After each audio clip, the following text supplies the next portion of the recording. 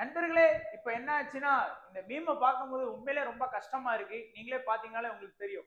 5 cup வச்சிருக்க நாங்க 8வது, 9வது பிளேஸ்ல இருக்கோம்.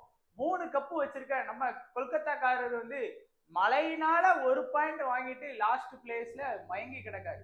சோ ஒரு காலத்துல எப்படி இருந்த பங்கு நீங்க சார். அது மட்டும் இல்லாம இந்த 3 டீம் விளையாண்டாலே மத்த டீம்லாம் வந்து பாத்தீங்கன்னா அலறும். இதுல வேற கடப்பார பேட்டிங் லைனப்பா நீங்க வச்சிருக்கீங்க, கடப்பார பேட்டிங் லைனப்பு அப்படின்னு சொல்லி ஊர்ல உள்ள அவ்வளவு தம்மாந்துண்டு பயிரோடு நம்மள வந்து கலாச்சிட்டு கிடக்கானுங்க.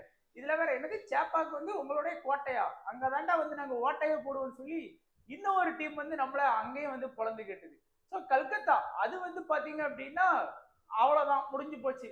நம்மளாச்சும் பரவாயில்ல, ஒரு பாயிண்ட் ஆச்சும் ஜெயிச்சு எப்படி ஜெயிச்சு ஜெயிச்சு வாங்கியிருக்கோம். ஆனா நம்ம கல்கத்தாக்காரு அது கூட இல்ல, கடவுள் போட்ட ஏதோ ஒரு அருளால ஒரு மழை பெஞ்சு ஒரு பாயிண்ட் கிடைச்சிருக்கு. ஸோ இந்த லெவலுக்கு நம்மள கலாய்க்கிற லெவலுக்கு வந்துட்டானுங்க பாத்தீங்களா. அங்கதான் நமக்கு வந்து கொஞ்சம் மனசு கஷ்டமா இருக்கு. பரவாயில்ல, இன்னும் மீதி ஐபிஎல் மேட்ச் நிறைய இருக்கு, கம்பேக் கொடுக்குறோம் நம்ம. கம்பேக்னு சொல்லியே லாஸ்ட் ஒரு 2-3 வருஷமா ஒப்பேத்திட்டோம் மேடம். சார், பார்ப்போம் இனியாச்சும் கம்பேக் கொடுக்காங்களா இல்லையான்னு பார்ப்போம், என்னதான் நடக்குன்னு பார்ப்போம்.